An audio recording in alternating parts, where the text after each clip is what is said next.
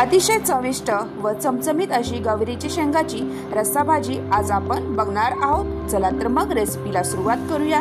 मी इथे गवारीच्या शेंगा घेतलेल्या आहेत पाव किलो। ते निवडून स्वच्छ धुवून घेतलेल्या आहेत। आता या शेंगा आपल्याला थोड्याशा तेलामध्ये परतून घ्यायच्या आहे। आता एका कढईमध्ये इथे आपल्याला थोडंसं तेल टाकायचं आहे। आता या तेलामध्येच आपल्याला शेंगा नुसत्या 5 मिनिटं परतून घ्यायच्या आहेत। शेंगा तेलामध्ये परतून आधी घेतल्यामुळे शेंगातला जो उघरटपणा असतो तो निघून जातो। त्यामुळे इथे आपल्याला आधी थोड्या शेंगा ह्या परतून घ्यायच्या आहेत व अशा परतल्या की खायलाही चांगल्या लागतात, चविष्ट लागतात ह्या गवारीच्या शेंगा। तर 5 मिनिटं मी हे शेंगा तेलामध्ये असं चांगल्या परतून घेतलेल्या आहेत। आता हे परतून झालेल्या आहेत शेंगा आपल्याला एका प्लेटमध्ये काढून घ्यायच्या आहे। आता मी एका प्लेटमध्ये ह्या शेंगा सगळ्या काढून घेणार आहे। मस्त इथं शेंगा ह्या तेलामध्ये परतून झालेल्या आहेत आपल्या। आता त्याच कढईमध्ये आपल्याला आता इथे मी वाटलेला मसाला, कांदा, खोबरं, लसूण, अद्रकचा मसाला हा वाटून इथे टाकलेला आहे। आता हा मसाला आपल्याला तेलामध्ये चांगला परतून घ्यायचा आहे आणि या मसाल्यामध्ये आपल्याला घरातले बेसिक मसाले ते म्हणजे 1 चमचा एवढी हळद, लाल तिखट व घरात आपला जो काळा मसाला उपलब्ध असतो तो इथे टाकायचा आहे। मी इथे 2 चमचा एवढा काळा मसाला टाकलेला आहे। तुम्ही इथे तुमच्या आवडीनुसार तिखट हे कमी जास्त करू शकता। आता हे 4-5 मिनिटं हा मसाला आपल्याला चांगला असा परतून घ्यायचा आहे, जेणेकरून या मसाल्यातला कच्चापणा हा निघून जाईल। तर छानपैकी हा मसाला परतून झालेला आहे। आता यामध्ये मी थोडंसं हिंग टाकणार आहे।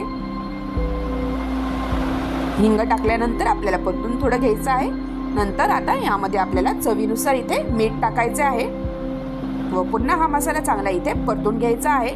अशा प्रकारे आपल्याला हा मसाला चांगला असा तेलामध्ये परतून घ्यायचा आहे। इथे मी थोड्याच तेलामध्ये ही गवारीची शेंग त्यातच परतली आहे आणि त्याच थोड्या तेलामध्ये हा मसालाही परतलेला आहे। तेलही आपल्याला इथे जास्त लागत नाही।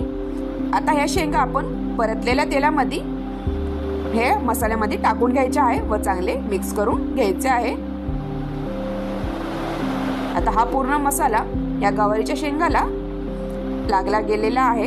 आता झाकण लावून 3-4 मिनिटं ह्या शेंगा अशा शिजून द्यायच्या आहे, जेणेकरून हा मसाला पूर्ण शेंगामध्ये मुरला जाईल। आता 4-5 मिनिटांनंतर मी झाकण काढून बघितलेले आहे।